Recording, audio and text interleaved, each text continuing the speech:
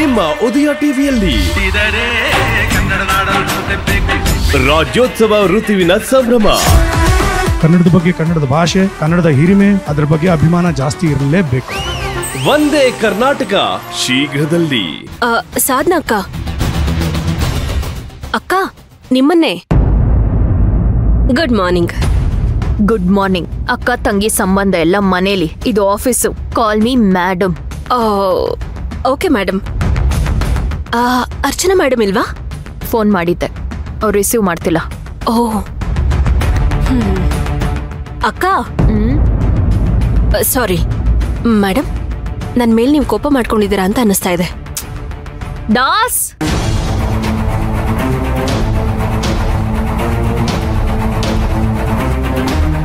ನೀವು ಕೇಳಿಸ್ಕೊಂತಿದ್ದೀರಾ? ರಿಯಾಕ್ಟ್ ಮಾಡ್ತಾ ಇಲ್ಲ. ಆದ್ರೂ ಪರವಾಗಿಲ್ಲ, ನಾನು ಹೇಳ್ತೀನಿ. ದಾಸ್, ಎಷ್ಟೊತ್ತು ಬರೋದಿಕ್ಕೆ? ಮೇಡಮ್, ಎಷ್ಟೊತ್ತು ಬರೋದಿಕ್ಕೆ? ಕಿವಿ ಕೇಳ್ಸಲ್ವಾ? ಕರ್ದಿದ ತಕ್ಷಣ ಬರೋದಿಕ್ಕಾಗಲ್ವಾ?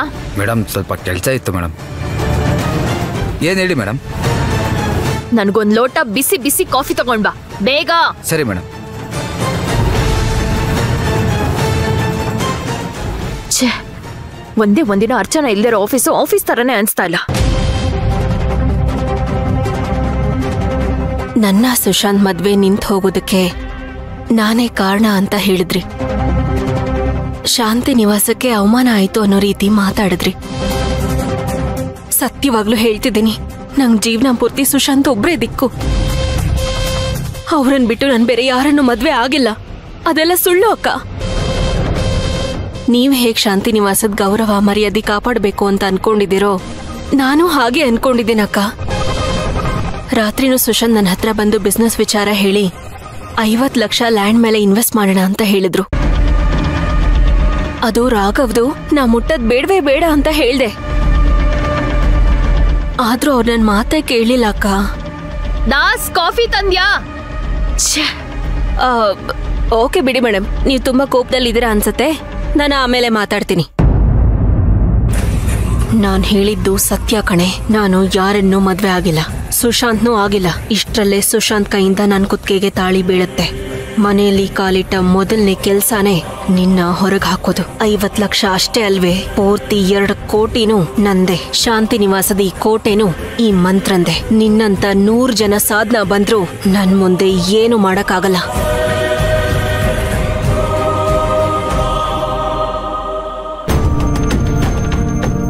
ಎಷ್ಟೊತ್ತಪ್ಪ? ಸಾರಿ ಮ್ಯಾಮ್, ಸ್ವಲ್ಪ ಲೇಟ್ ಆಯ್ತು.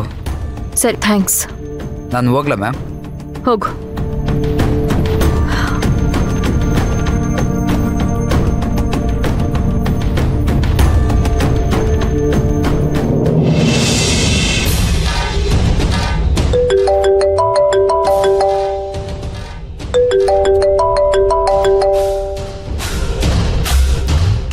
ಹಲೋ ಹಲೋ, ಪೊನ್ನಪ್ಪ ಮೇಡಮ್, ನಾನು ಗಗನ ಮಾತಾಡ್ತಾ ಇದ್ದೀನಿ.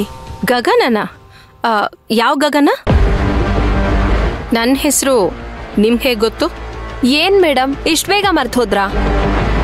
ನಿನ್ನೆ ನಮ್ಮ ಮನೆ ಹತ್ರ ಆಕ್ಸಿಡೆಂಟ್ ಆಗದೆ ಇರೋ ಥರ ಕಾಪಾಡಿದ್ರಿ. ಮನೆಗೆ ಬಂದು ಜ್ಯೂಸ್ ಕುಡ್ಕೊಂಡು ಹೋದ್ರಿ.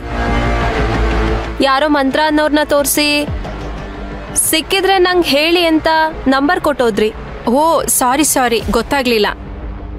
ಒಂದ್ಸಲ ನೋಡಿದಲ್ವಾ, ಮರ್ತೇ ಬಿಟ್ಟಿದ್ದೆ. ಹೇಳಿ ಗಗನ್ ಅವ್ರೆ.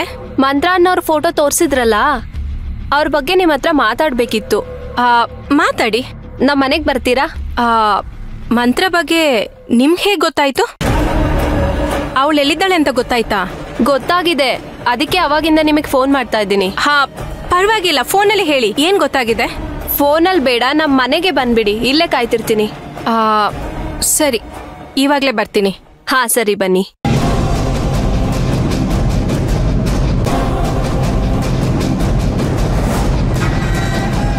ಪೊನ್ನಪ್ಪ ಬರ್ತಿದ್ದಾಳೆ. ಅವಳು ಮೊದಲೇ ಜೈಲಲ್ಲಿ ಇದ್ದವಳಂತೆ. ಅವಳಿಂದ ನಂಗೇನು ಪ್ರಾಬ್ಲಮ್ ಆಗದೆ ಇರೋ ಥರ ಹ್ಯಾಂಡಲ್ ಮಾಡಬೇಕು.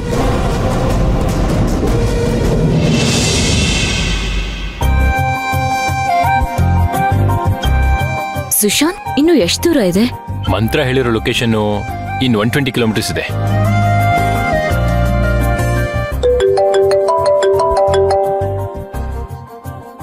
ಹಲೋ. ಹಲೋ ಶಾಂತಿ. ಹಾ ಶಂಕ್ರು, ಹೇಳು.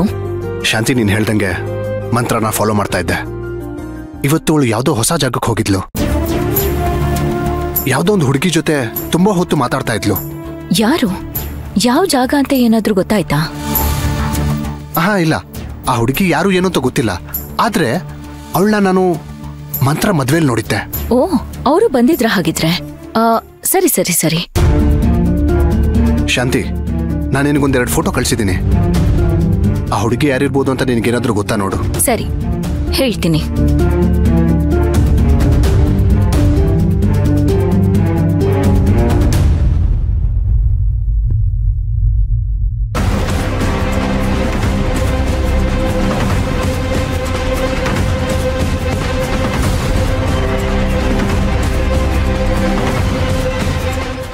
ಮಂತ್ರ ಫ್ರೆಂಡು ಗಗನ.